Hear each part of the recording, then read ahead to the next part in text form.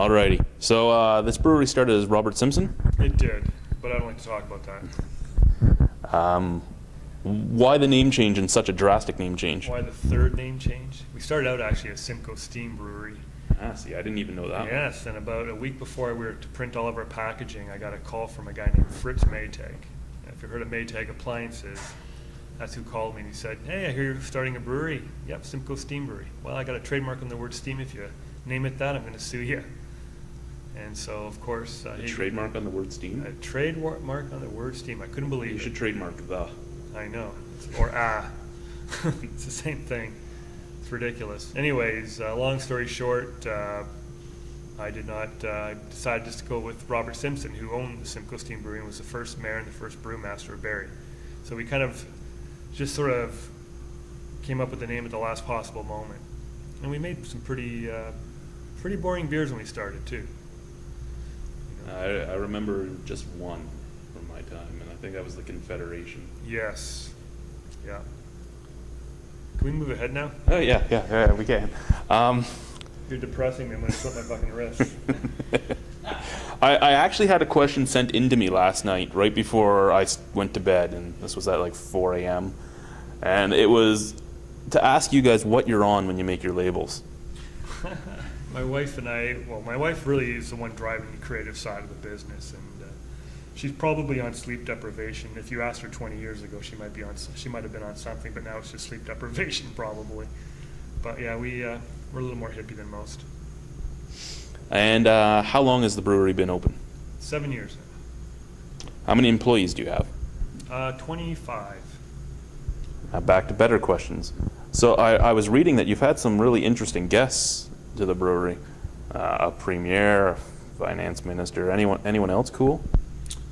Yeah, Bono from U2 came by. Who else? Trying to think. Brad Pitt. And that's all I can think of, really. And then you guys.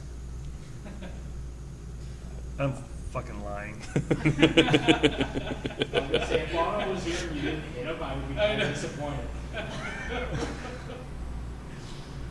Now, James was actually asking this, and now that we know that your wife's the creative mind behind a lot of things, is she a big Wizard of Oz fan?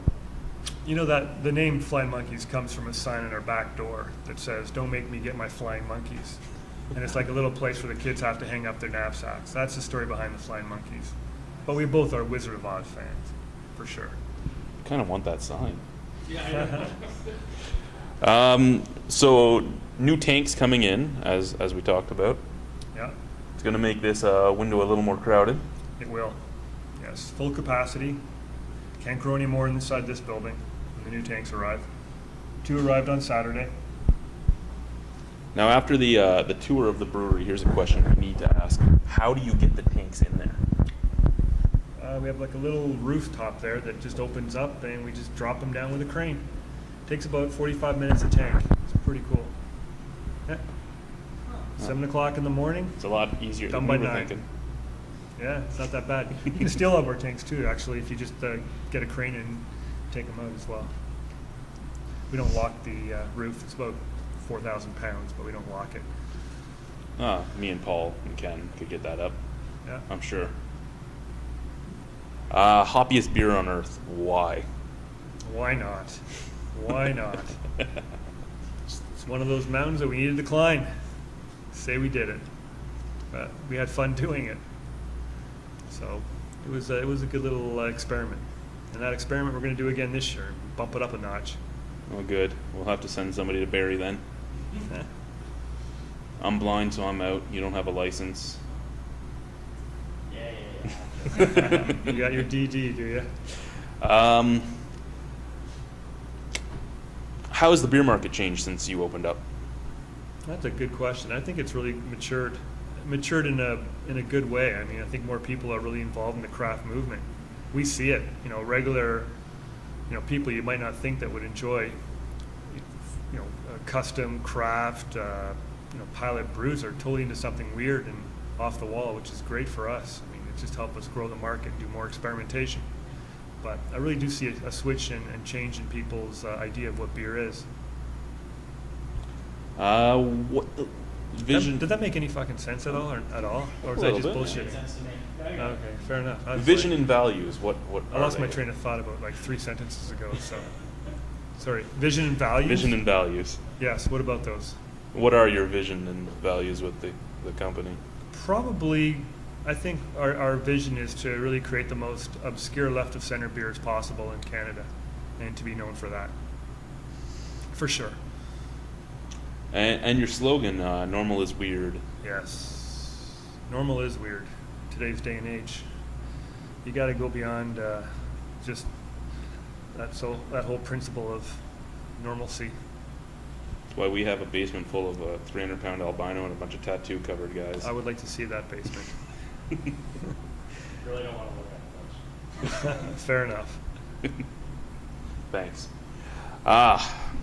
So it seemed like the Ontario beer market had stalled for a little bit. I mean, we were growing, but we were at about 30 breweries for a while. Just seems this year we've exploded with like 15 new breweries. When you think about it, Kachipi there, Sawdust starting next year, but already doing their pilots this year. Yep. Junction City, just the list goes on. Hogtown. Why do you think they're all able to open up right now? I think that we went through a beer dark period in Ontario, like you said, and it just is just sort of rebounding from that period. And just the whole idea, people are realizing that the beer market's growing, and it's growing at 35-40% a year, the craft market. So there is room for more competitors, and people realize that, and they want to get in the game. Now, Smash Bomb Atomic IPA, Yes. getting into the LCBO, took a while. Took a while. Took some negotiation, but those, the LCBO is our biggest friend.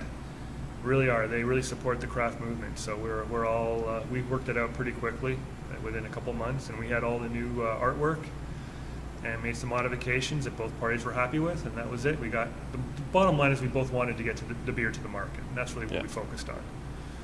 So worked out good. We're happy. We're selling a lot of it too. Now, have you noticed a big change with the LCBO beer panel? I mean, when we go in, well, just today we spent, I don't want to say it in case my wife watches the videos, but we spent a lot today just on beer that we normally wouldn't have seen a couple years ago. Has it seemed like they've opened their doors for a lot of things now? No question. I mean, they're what I really see with the LCBO is they're moving away from the lager movement. The European import lagers. It's just the same old blah blah beers. They're really starting to get into some nice, enjoyable craft beers from the States, even from Europe. I mean, there's a lot. There's McKellar. There's a bunch of other ones. They've got, Brew Dog. They're bringing in a specialty order. So there's a lot of good brews that are coming into Ontario. They don't seem to be scared of that ale word anymore. No, that's a good word. I like that word. Can't beat top fermenting beer. What's it take to get your beer into the LCBO? A lot of spirit, and you just got to be persistent to keep on knocking on doors, really, and to create a relationship and trust that you're putting out good, consistent beers. I mean, your beer has to last on the shelf. Now, I know if you're going to put a beer into the store, they're going to test it and check for poisons and all that. Now, out of curiosity, if you just decide that you're going to make something like, say, some new beer next year, do they have to test it before you can sell it? Absolutely, yeah. They want to make sure so that we even don't... before in the brewery, Yeah. okay. Even before in the brewery, just before we go to the market with the LCBO, really. They don't care about if we sell it on draft. Okay, so if you Actually, put, I don't know that. I'm probably misquoted there, so who knows? I don't know. Beer store. What's it take to get into the beer store shelves? A lot of money. But it's still 85% of the market, so it is a viable market. Do you direct deliver? No. No? We're not, I know things that we're good at doing. We're really good at dry hopping. We can do that really well. We're good at brewing. We can package beer. We cannot drive trucks efficiently. I think that the beer store and the LCBO do a better job delivering beer than we do. And that's our position on that.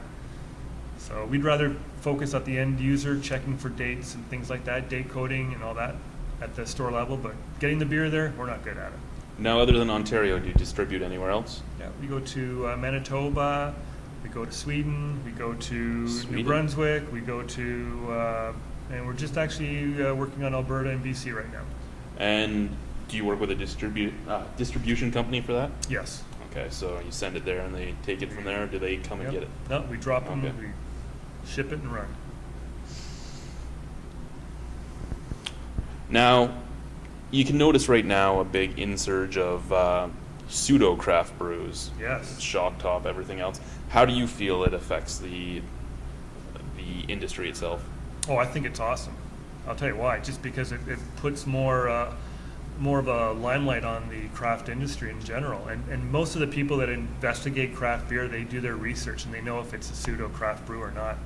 So it just, all they're doing is amplifying the whole market, which is great for us. So, and truthfully, those people that are deceiving the customer, they get found out about. So.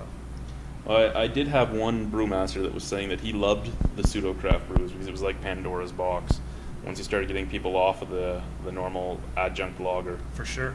you might have just screwed yourself. Is That's what they were exactly saying. it. Yeah. It's good for everybody because it just puts the craft beer in the limelight. What's craft beer mean? That's a good question. I don't know the answer to that question, even though I'm in the industry. What's it mean? By hand? I don't know. What's it mean? It's a fucked up question. It is. Yeah. Why would you do that to me? Just yeah. What's it mean to you, craft beer?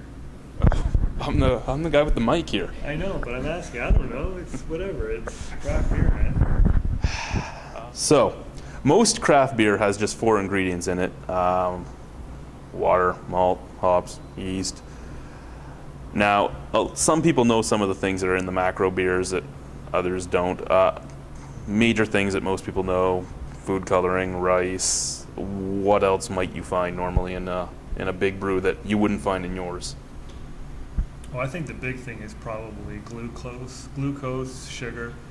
But I don't. My view on ingredients in beer, really, truthfully, is anything goes. Whatever you want to, whatever style you're trying to design, you want to use those ingredients. I don't, believe necessarily all my beers need to be per the Reinheitsgebot, the beer purity law. I just believe that whatever makes that beer taste great is really cool with me, and I'll put whatever I can in a beer. I'll put vanilla pods. I'll put, anisette. I'll put, you name it. We'll put it into the beer. What's the weirdest thing you put in beer? What's the weirdest thing we have put in the beer? Ooh, we just did a mead. We did like almost a honey beer, was pretty cool. But weirdest thing in terms of ingredients? Gosh, I don't know. Nothing's really weird to me when it comes to ingredients. Anything goes. I think it's all fair. Maybe a bottle of Jack Daniels in one of our pilot brews just because we wanted to do it. That's about it. I've heard oyster juice a few times already. Oyster juice. That'd be interesting. No. I don't know if I'd enjoy it though.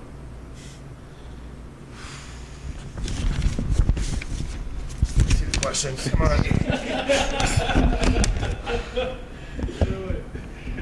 You feel there's why is there a difference in shelf life between the big guys and the craft? Oh, because I think they can brew a lot more consistent quality beer than us little guys. I mean, they've got a lot of good equipment that they can brew awesome beer. I'm not saying it tastes great, but they do a pretty good job making it consistent. You ever drank a 2-year-old bottle of OE? Old V? OE. No, I have not. Old English? No? Old Because if you want to, you can come to Niagara. We have one sitting in the Do you basement. Yeah, we have a lemon beer in our family. It kind of goes around. It's been around probably, 20 years. Get it as a miscellaneous Christmas gift every once in a while. So I get it. Now, as a joke to the consumer, have you ever thought about doing a near beer? No, not even close. Just a dry hop near beer. Yeah. Like just hopped all heck and then just have like 0 alcohol in it, or 0.5. Yeah. I think it's a great idea actually. Just as like a pilot brew, I think it'd be kind of fun. Yeah, that's that one. Yeah, exactly. I actually knew one brewer that had, when they were doing like new things and trying something new, he had a lucky hat that he would wear. Do you have like any kind of ritualistic clothing or something you do when you're going at like new new stuff? I have a paddle, but it broke about a year ago, and I got pissed off because the guy who broke it didn't replace it. But I do have my lucky paddle for my mash tun, yeah. Cool. That's all right. Well, I did have my lucky Well, you paddle, so did. yeah. So no, I have nothing right now. You know, every once in a while I just kind of strip off all my clothes and run around the brewery naked. Does that work? That's perfect. Is that okay? Okay. Fair enough. That's the kind of I was stuff. going to make the upgrade with the paddle there. No, There you go. No, I was.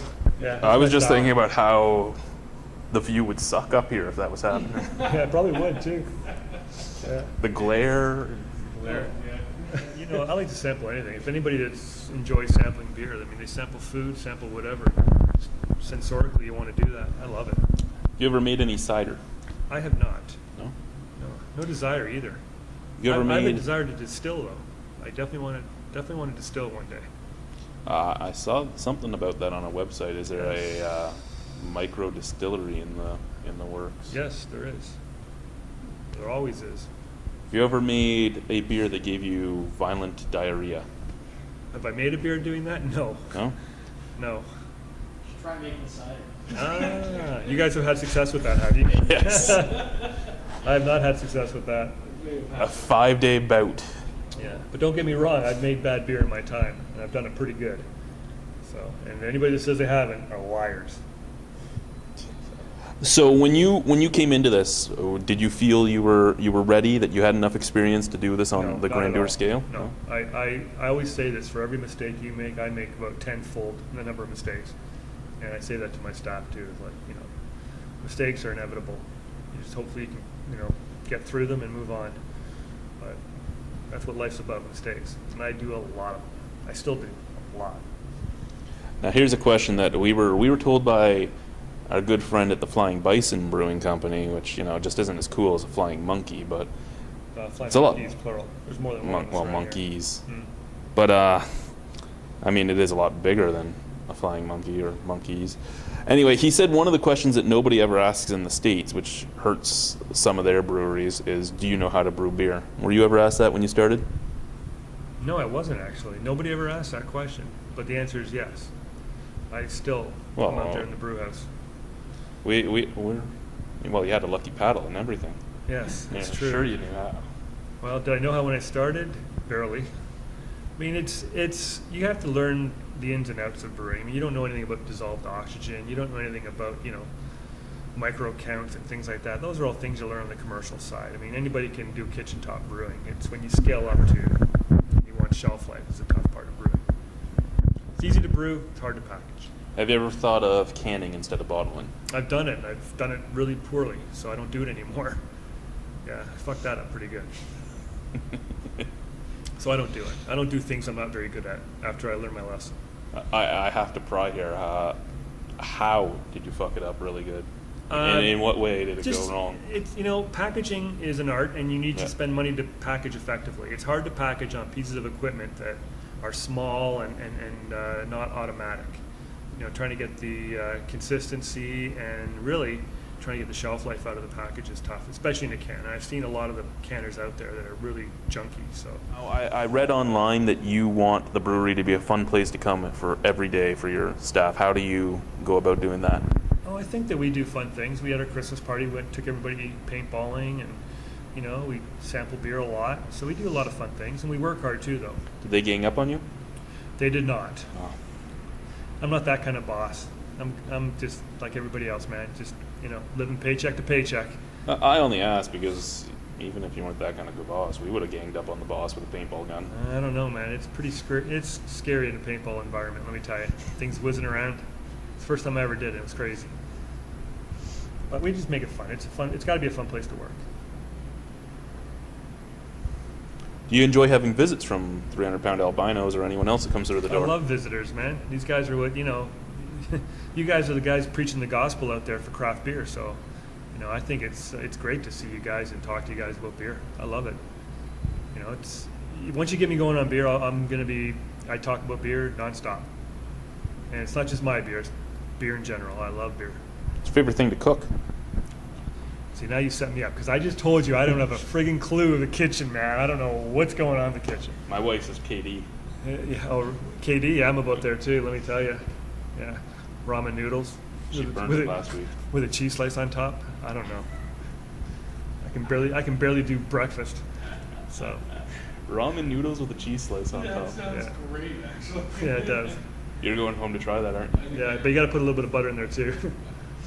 And then, you know, you'll have a great time. That's, What's the hardest malt to get a hold of?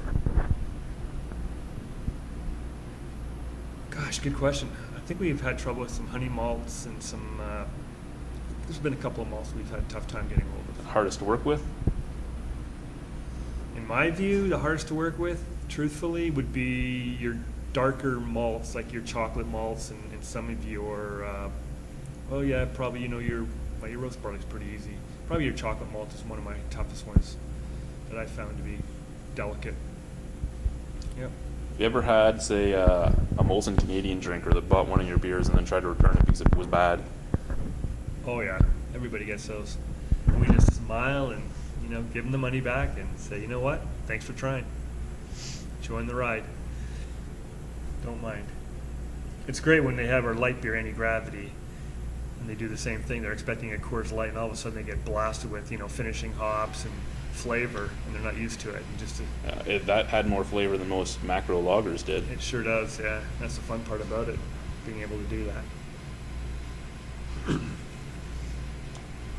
Now, how do you brew with that light coming right in there? Because, I mean, I'm even looking this way and I'm kind of blinded. It's beautiful. It's great. Why would you not want to get up at 5 in the morning and brew on that platform there? Brew 7,000. I'll only be able Liters to of work beer? with you until about 6 in the morning. Yeah, no, it's pretty good. You'd have It's to a put fun me day. somewhere else. I actually think I might be burning as we're sitting here. You could be. There's a lot of sunlight in this brewery. And you not were a saying when we came in how old the building was. Yep. Were you looking for a heritage building when you went out? We were looking for a building definitely on the lake. The whole idea is we wanted to have fun going to work, and nothing beats brewing beer on the lake. We just found this place that was surveyed like in, I don't know, late 1864, I think it was, and this roof has been around probably for 100 years. And so we're just, this is probably the only thing remaining, the roof and the wall downstairs in my office. Everything else has been gutted, and all the bar tops are made from the reclaimed wood. The front doors of the brewery were made from reclaimed wood from the original building. This used to be water right up to this point until it was reclaimed. So this was the lake right here.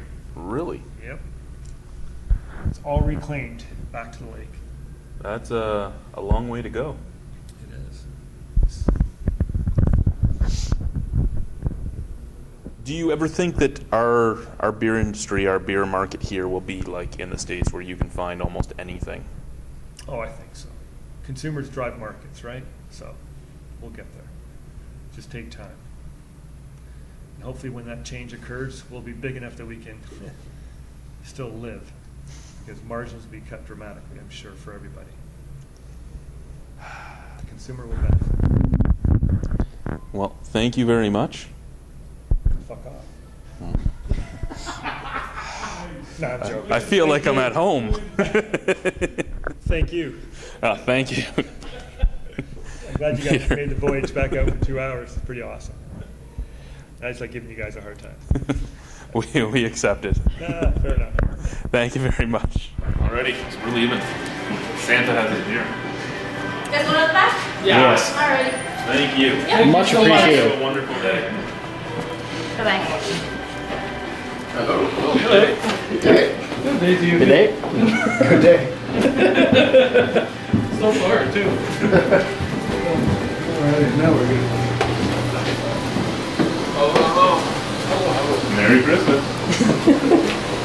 Cheers. Have fun.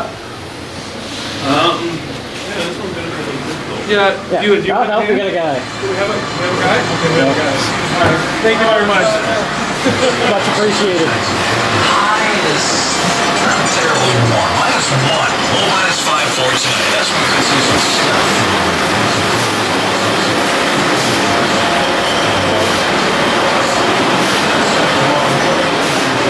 No. Keep going. I'm waiting for the camera back. Yeah.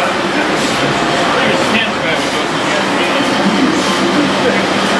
you want to be fancy or how about the wine and